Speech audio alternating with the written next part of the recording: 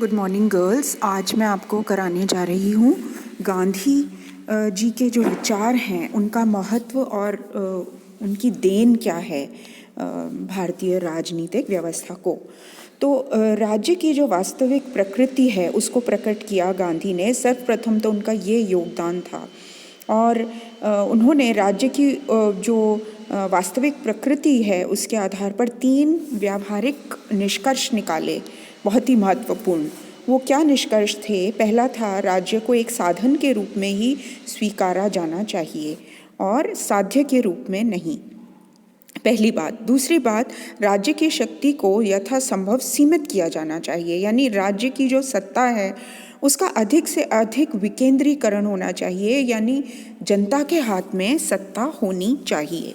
और तीसरी महत्वपूर्ण बात, राज्य के प्रति व्यक्ति की जो राजभक्ति है वो सशर्त होती है।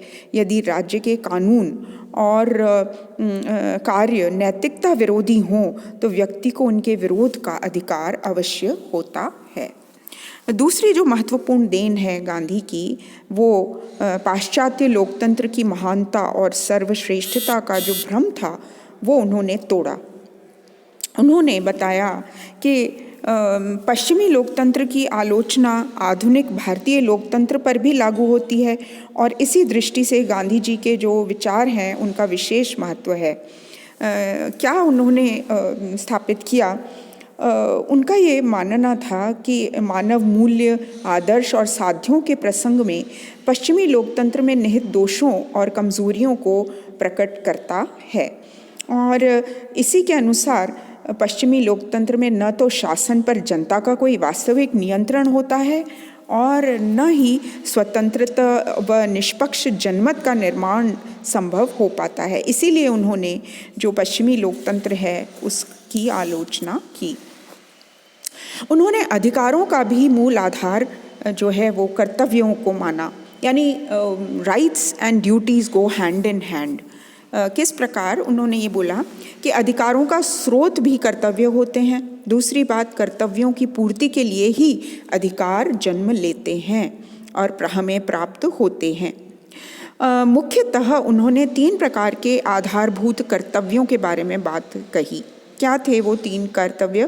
पहला था सृष्टि की आध्यात्मिक एकता के अनुरूप आचरण करना, दूसरा सार्वजनिक हित के अनुरूप आचरण करना और तीसरी बात आत्मोत्थान का प्रयत्न सदैव करना चाहिए। तो इस तरीके से उन्होंने अधिकारों और कर्तव्यों का जो संबंध है या वो हमें बताया।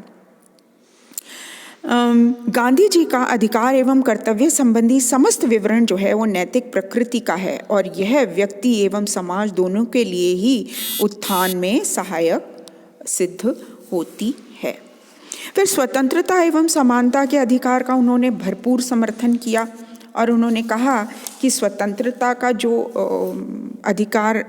स्वतंत्रता के अधिकार का जो अर्थ है वह है व्यक्ति को अपने नैतिक कर्तव्यों और दायित्वों की पूर्ति के समुचित अवसर प्राप्त होने चाहिए और इसीलिए उन्होंने स्वतंत्रता आत्मोत्थान का भावात्मक अधिकार है और व्यक्ति इसका वास्तविक उपभोग तभी कर सकता है जब वह स्वेच्छापूर्वक संपूर्ण समाज की सेवा का व्रत धारण करे। तो यहाँ पर जो सेवा भावना है उसको उन्होंने व्यक्त किया व्यक्ति की, और उन्होंने मनुष्यों के बीच आध्यात्मिक एकता व समानता के धार्मिक और नैतिक सिद्धांत के आधार पर सभी जातियों, वर्णों, संप्रदायों और आर्थिक वर्गों के स्त्री पुरुषों के बीच सामाजिक और राजनीतिक क्षेत्रों में समानता के सिद्धांत का भी समर्थन किया। तो ये जो गांधी जी के विशेष प्रयत्न जो उन्होंने किए उसका परिणाम यह निकला कि बिना किसी हिंसात्मक संघर्ष के गंभीर सामाजिक उथल पुथल के जो ये वर्ग हैं हमारे समाज में उनको समानता के साथ महत्वपूर्ण सामाजिक विशेषाधिकारों की भी प्राप्ति हुई। तो ये योगदान बहुत ही महत्वपूर्ण समझा जाता है गांधी का।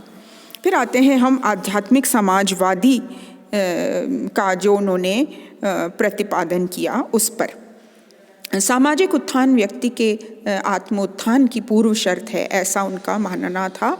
तो जो व्यक्ति आत्मोत्थान की आकांक्षा रखता है उसे अनिवार्य रूप से सामाजिक सुधार और सामाजिक सेवा से संबंधित जो रचनात्मक कार्य हैं उनको स्वेच्छापूर्वक करना भी चाहिए।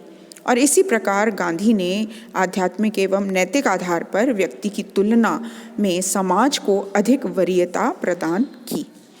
अब इसी संबंध में जो उनके विचार थे उसमें 3 बातें उन्होंने महत्वपूर्ण रूप से हमें बताई जो थी। पहली तो थी कि प्रत्येक व्यक्ति को केवल शारीरिक श्रम के द्वारा ही अपनी रोटी रोजी कमानी चाहिए।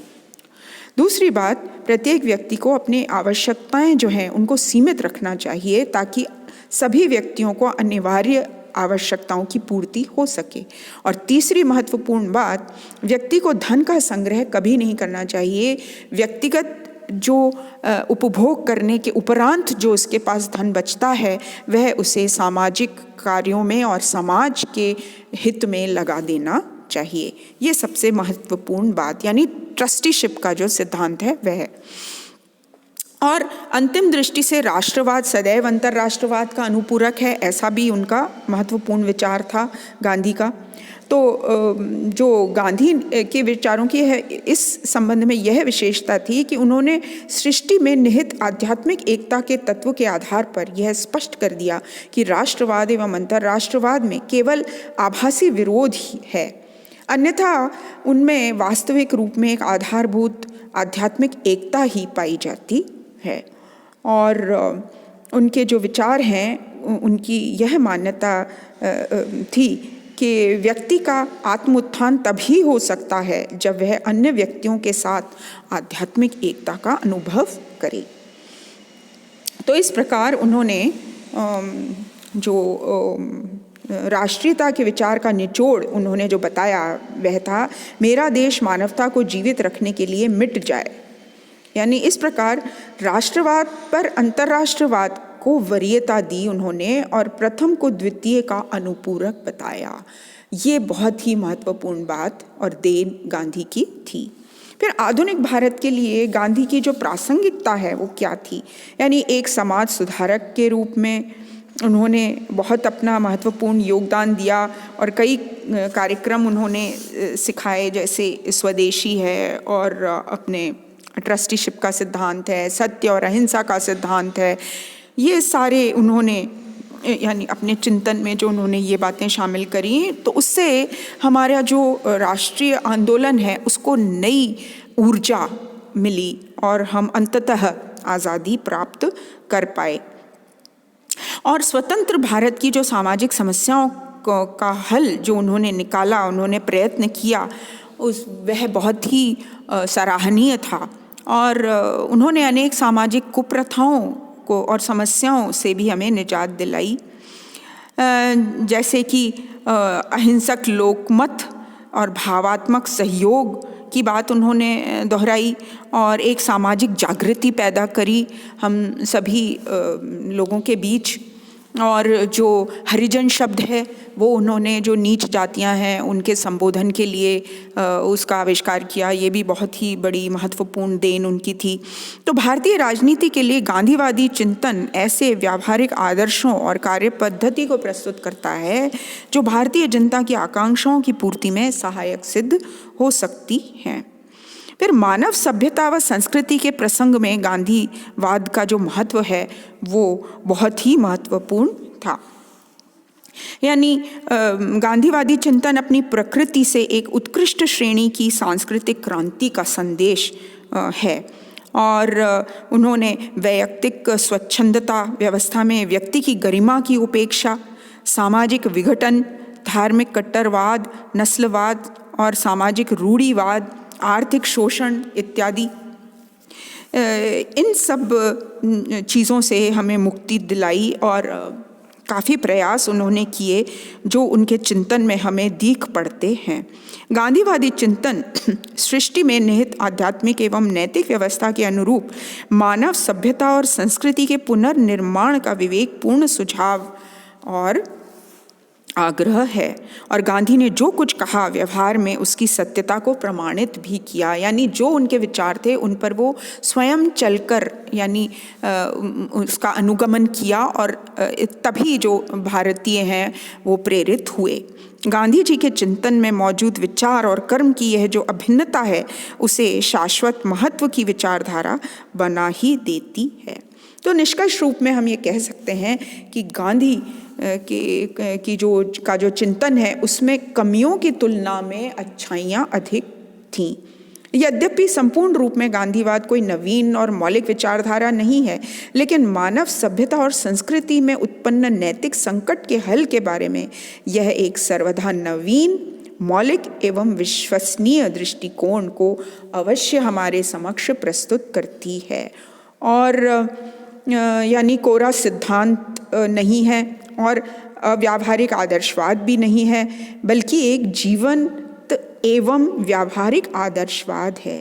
यानी हम देखते हैं कि तभी हमने गांधी को अपना राष्ट्रपिता भी माना और पूरा जग मानता है और आज भी उनकी प्रासंगिकता है इस युग में भी। So that was Gandhi. Thank you so much.